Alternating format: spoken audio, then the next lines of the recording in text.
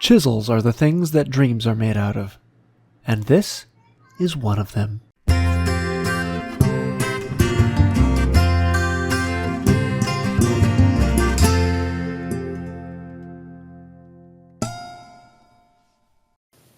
Hey y'all, James Wright, and welcome to my channel. I was out at a garage sale today, actually an estate sale, and picked up this Everlast chisel. This is a Stanley chisel. The shaft is a piece of steel that creates the blade, actually goes all the way through in a tang form, and this button on the end is the same piece of steel. So it's one piece of steel that goes all the way through, very strong, so when you're pounding on this, you're actually pounding directly on the steel that's going to the wood. Makes it feel very good for pounding. And then they have this other ring that goes around here, sort of like how a socket chisel would look and feel, but with the strength of a tang chisel. And they are a lot of fun. I would love to get more of these, but this is the one I found today. So I just restored this, and I want to kind of show you the quick view of what I do in restoring these, and a little bit about history about what an Everlast chisel is. I love them. A chisel. It's a very simple tool and very easy to restore. Just like with any other chisel, it's all about getting a nice clean surface and then sharpening it. I like to start with some 100 grit sandpaper and WD-40. This is actually a rust cutting WD-40, and I'll clean off all the rust I can get. I'll use a sanding sponge to get most of the top. I try to stay away from the flat so that I'm not rounding the corner, but I find that this is a little bit faster, especially for the round surface of the shaft of the chisel. I'll go up in grits as we go all the way to 400 for a final finish.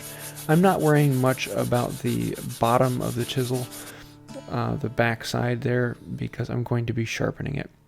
So when it actually comes to sharpening, I want to do the flat. Now I'm going to be going all the way across the chisel to try and learn about it.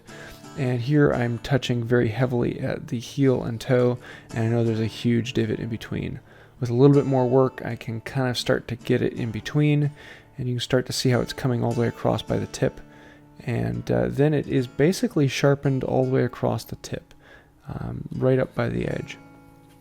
Now I put it into a honing guide, and I like to do this when I am establishing an edge. Most of the time I do things free-handed, but in this case I'm establishing the edge, and I want to make sure I have a 25-degree angle on there. And I see how much work I still have ahead of me. I actually did about 25 to 30 minutes on the course, and then when I finally got a burr all the way across, I went over onto the medium, did that for... That didn't take very long because I actually had the edge on there and nice. And then I take it over onto the fine and finish up the edge. Then I'll take it out of the guide and move over to the strop, give it 40 or so strokes on there, and get rid of the burr and let it fall off. I can test it with the hair on my arm, and every single hair it touches, it cuts. And that's how I know it is sharp. If it's missing hairs, then I still need to sharpen it.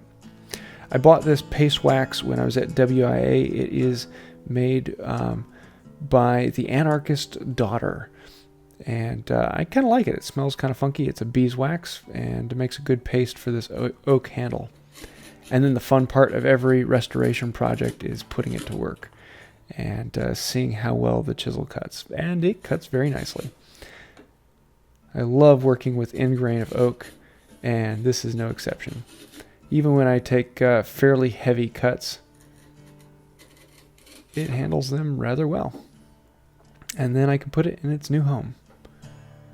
I'm going to have fun using that sucker. So I hope you liked this really quick little video on a passion of mine. I find little things like this occasionally at garage sales, and I love to restore them and bring them up. And this is a beauty, one I'm going to cherish for a while. So if you have any questions, let me know in the comments below. I hope you liked the video. If you did, feel free to check out one of these others. You might find something you like there. I do want to say a huge thank you to the patrons on Patreon, and thanks for all the encouragement you give me. If you want to find out more about that, you can click the link over here. And until next time, have a wonderful day.